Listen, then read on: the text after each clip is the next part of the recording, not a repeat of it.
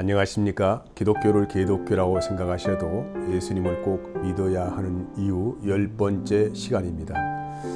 하나님이 우리에게 요구하시는 것은 십계명을 지키며 살라는 요구가 아니라 새 계명을 지키며 살라는 요구이십니다. 십계명은 강제법이고 새 계명은 서로가 사랑하며 하나가 되어 살라는 사랑의 법입니다. 또한 하나님의 나라는 사랑이라는 생명의 빛이 가득한 나라로 영원히 존속되는 나라입니다. 하나님이 말씀하시는 서로 사랑은 인간이 이성적으로 이해하고 알고 있는 사랑이 아니고 하나님의 사랑이어야 합니다. 세상의 모든 것은 사랑의 원리로 통합니다. 그래서 고린도전서 13장 1절에서 3절에서는 하나님의 사랑이 없이 행하는 모든 일은 허상이 되고 생명 없는 종교의식만 있을 뿐이라고 말합니다. 하지만 인간은 하나님의 사랑을 스스로 알 수 있는 길이 없습니다. 그래서 자기 방법으로 사랑을 하려고 하다가 서로 상처를 주기도 하고 받기도 합니다. 이같이 세상은 사랑에 목마르고 굶주린 영혼들의 탄식소리만 있을 뿐입니다. 이같이 세상은 사랑이 없습니다. 왜냐하면 사랑은 하나님께만 있는 유일한 생명이기 때문입니다. 그래서 진정한 사랑이 무엇인지를 알려면 하나님의 사랑을 알아야 합니다.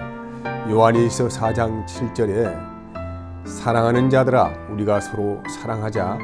사랑은 하나님께 속한 것이니 사랑하는 자마다 하나님으로부터 나서 하나님을 알고라고 기록을 하고 있습니다. 이런 하나님의 사랑을 사람이 볼 수 있고 확인할 수 있는 유일한 길은 예수님을 통하여 세상에 전해지고 증거되었습니다.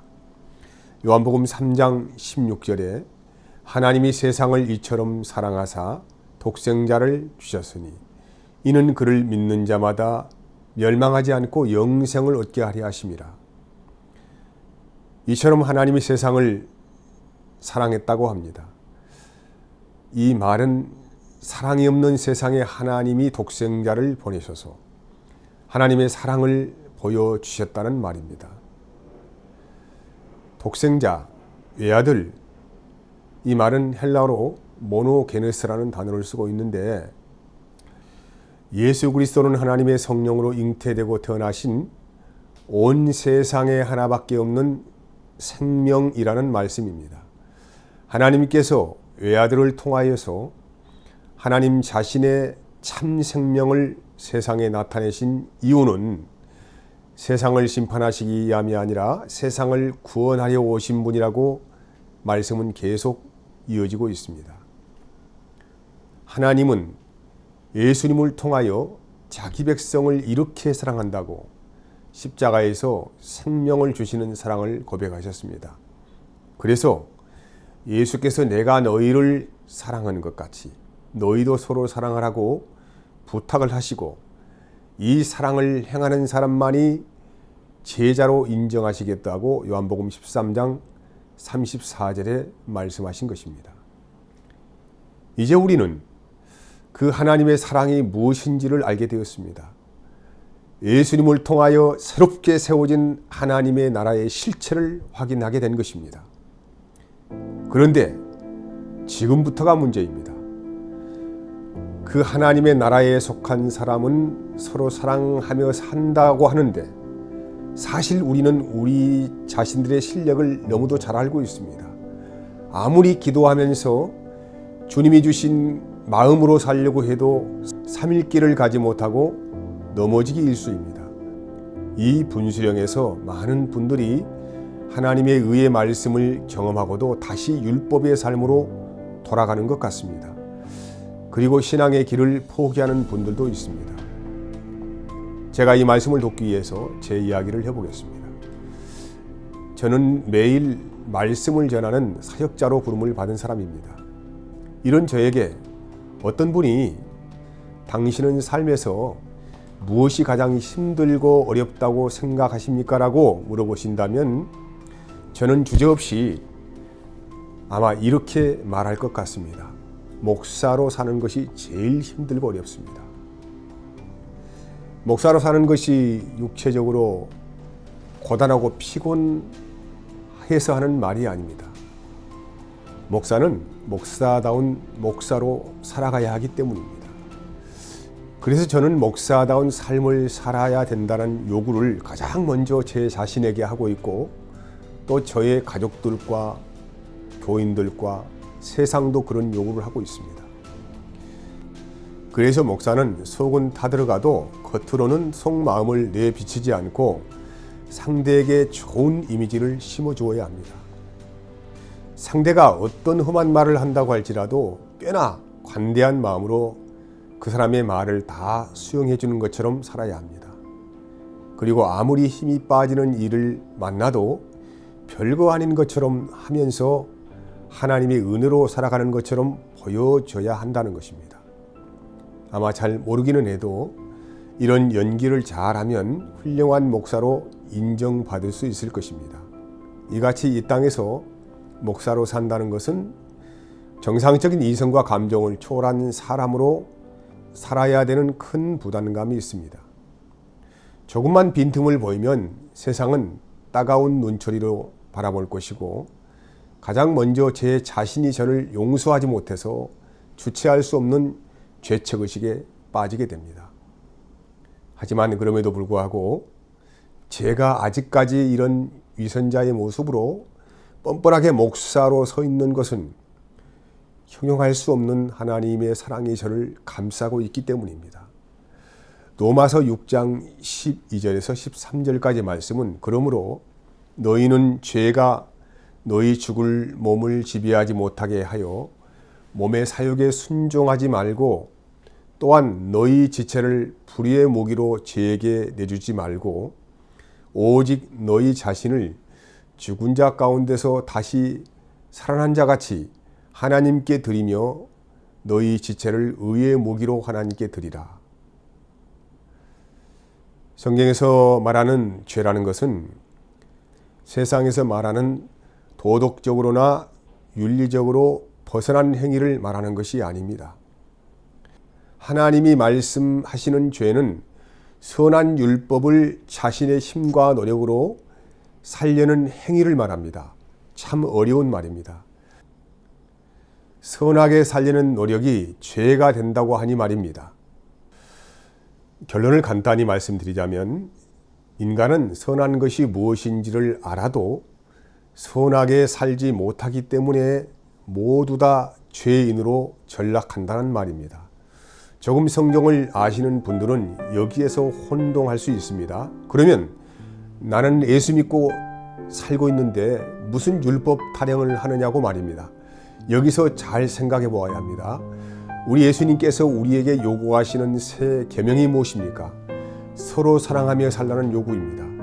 차라리 거짓말하지 않고 간음하지 않고 도둑질하지 말고 살라는 말은 오히려 더 쉬울 수가 있는데 서로 사랑하며 살라는 요구는 더욱 어렵고 무거운 짐이 된다는 것입니다. 사랑하는 마음이 자발적으로 생긴다면 가능하겠는데 어떻게 그런 일이 가능하겠습니까? 예수님의 요구는 여기서 끝나지 않고 원수도 사랑하라고 하십니다. 아마 정상적인 사고를 하는 사람이라면 선하게 사는 것이 무엇인지를 몰라서 못 사는 것이 아닙니다. 진실하게 신앙생활을 하려는 기독교인들의 가장 큰 무거운 짐이 무엇이겠습니까? 그것은 하나님의 선하신 뜻을 알고도 못 사는 고통입니다. 제가 목사로 살면서 가장 괴로운 일이 무엇이겠습니까?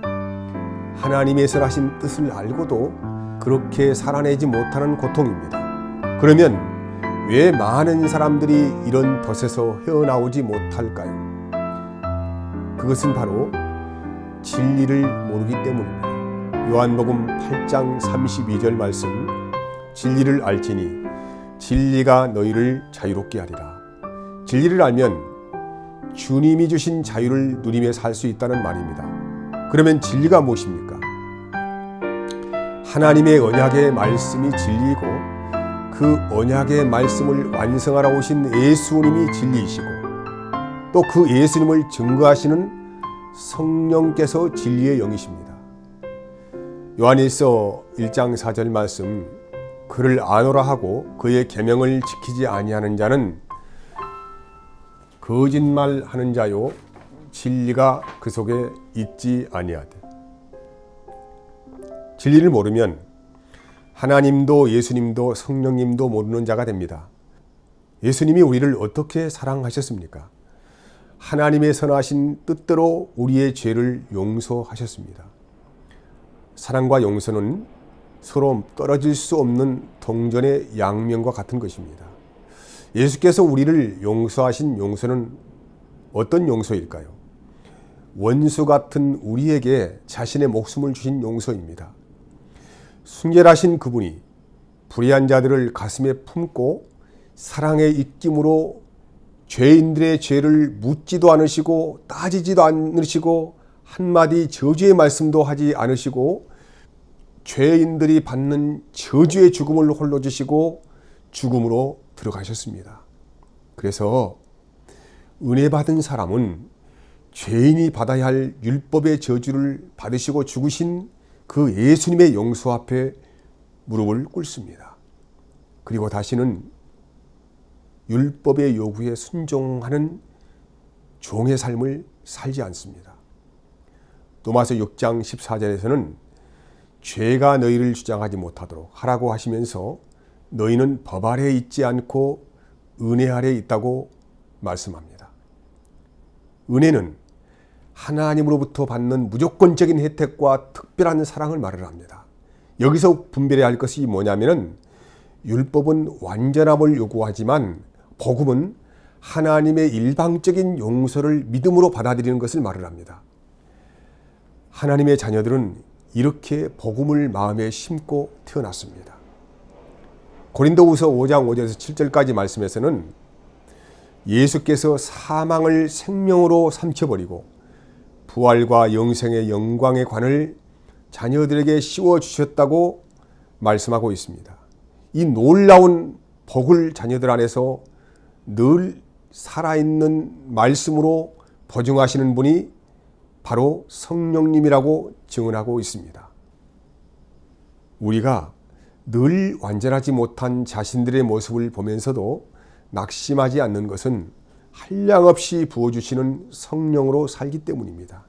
성령께서는 자녀들의 연약함과 부족함을 책망하지 않으시는 하나님의 그 한량없는 사랑을 자녀들의 마음 안에서 늘 증거하고 계십니다. 이렇게 하나님의 자녀들은 늘 이런 은혜의 빛 안에서 살아가기 때문에 자기에게도 또는 타인에게도 율법을 요구하지 않는 생명의 삶을 살아간다는 말씀입니다. 그래서 그리스도 예수 안에서는 어느 누구도 서로 정죄하지 않습니다. 왜냐고요? 서로의 마음 안에 한 성령이 계시기 때문입니다. 그래서 그리스도인들은 서로 자기 마음으로 만나는 것이 아니라 성령이 주시는 주님의 마음으로 만나는다는 것입니다. 이것을 성령의 교통이라고 말을 합니다. 그리스도인들의 삶은 서로의 허물을 덮어주고 감싸주는 용서 가운데서 하나님의 사랑으로만 살아갑니다. 그리고 그들 안에 늘 함께 계신 성령께서는 여전히 너는 깨끗한 의의 자녀라고 증거하고 계십니다. 하지만 율법의 그늘에서 나를 바라본다면 나는 한없이 혐오스러운 죄인입니다. 그렇지만 염려할 필요가 없습니다. 우리 안에 살아있는 말씀으로 계신 성령께서는 끝없이 예수님의 사랑을 우리 마음 안에 생명수로 흘러내 보내시면서 예수께서 우리에게 십자가로 증거하신 그 하나님의 사랑을 로마서 8장을 통하여 말씀하고 계십니다. 시간이 되신다면 로마서 8장을 꼭 읽어보시기 당부합니다. 저와 여러분이 오늘도 형편없는 인격을 가지고서도 하나님의 자녀로 영생을 사는 것은 지금 이 순간에도 말할 수 없는 탄식으로 우리 안에서 기도하시며 주님의 마음을 전하시는 성령님의 은혜 때문입니다. 요한복음 15장 9절 10절 말씀. 아버지께서 나를 사랑하신 것 같이 나도 너희를 사랑하였으니 나의 사랑 안에 거하라. 내가 아버지의 계명을 지켜 그의 사랑 안에 거하는 것 같이 너희도 내 계명을 지키면 내 사랑 안에 거하라. 이와 같이 하나님의 사랑 안에서 살라는 말씀은 우리 몸에 생명이 다하고 부활과 영생으로 사는 모든 세계를 포함하여 영원토록 지속되는 진리의 말씀입니다. 사랑하는 여러분, 이해하기가 다소 어려운 말씀인 줄 압니다.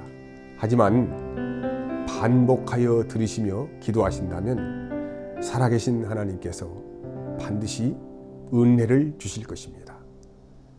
그럼 또 다음 시간에 만나요. 사랑합니다. 안녕히 계십시오.